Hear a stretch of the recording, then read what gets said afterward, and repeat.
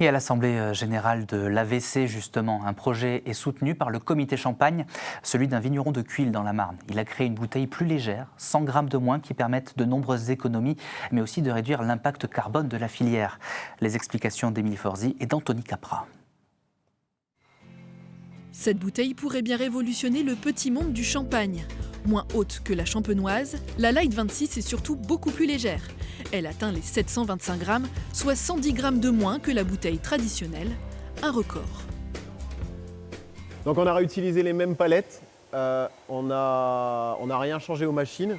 Fruit d'une réflexion de plusieurs années de Cédric Mousset, le vigneron de Cuilles teste ses nouveaux flacons depuis 10 mois, des bouteilles qu'il a voulu compatibles avec sa chaîne de production. Cette bouteille, elle est juste légèrement plus petite, et donc c'est pas plus qu'une variation entre une demi-bouteille, une bouteille ou un magnum sur nos machines. Donc ça, aujourd'hui, déjà, on règle la hauteur assez facilement. Pour réaliser ce nouveau contenant, il a fait appel au savoir-faire des verriers de Saveur Glace. Le défi était d'assurer la résistance de 6 bars de pression d'un flacon aussi léger. Il a fallu vraiment que l'on travaille sur la maîtrise de la répartition du verre.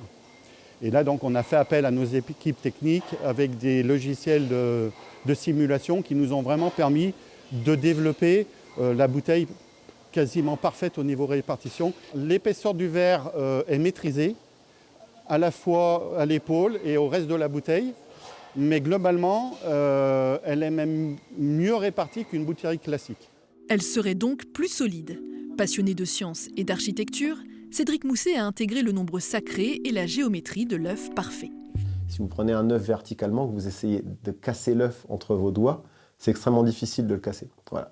Et pourtant, c'est fin un œuf. Voilà. Donc, en fait, on est reparti sur les mêmes idées. On a travaillé toutes les courbes en fait, sur le nombre d'or et la courbe supérieure sur la suite de Fibonacci. Et en fait, c'est ce qui rend en fait, la bouteille extrêmement solide. Avec Thomas Vergne, ils ont aussi voulu que la nouvelle bouteille possède de grandes qualités œnologiques. Ils ont réduit le diamètre du col. Quand on fait varier le diamètre du goulot, on fait varier les échanges gazeux et donc la garde, puisque les entrées d'oxygène et les sorties de gaz carbonique sont différentes entre un goulot de 26 mm et un goulot de 29 mm. Objectif, améliorer la garde en conservant la fraîcheur typique du champagne. Lors d'une dégustation à l'aveugle, ces professionnels comparent la bouteille classique, le Magnum et la Light 26.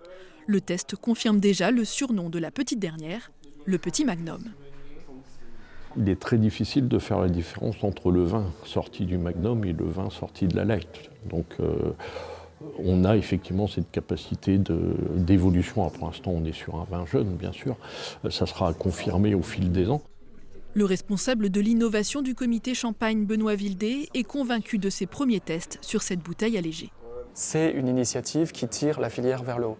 Aujourd'hui, depuis 3 ans, toute la filière est en mouvement sur une trajectoire d'allègement et cette bouteille arrive un petit peu comme un supplément d'âme à cette trajectoire collective. Pour ce vigneron de Cuilles, penser à sa neutralité carbone et à l'environnement, c'est une philosophie de vie. En 30 ans, j'ai vu des différences spectaculaires climatiques en Champagne. Si je veux que mes enfants demain ils puissent peut-être vivre du même métier qui est fabuleux, hein, ce métier. Il ne faut plus regarder dans le passé, maintenant il faut avancer. Cédric Mousset travaille déjà sur l'adaptation de sa bouteille en version Magnum, entre autres.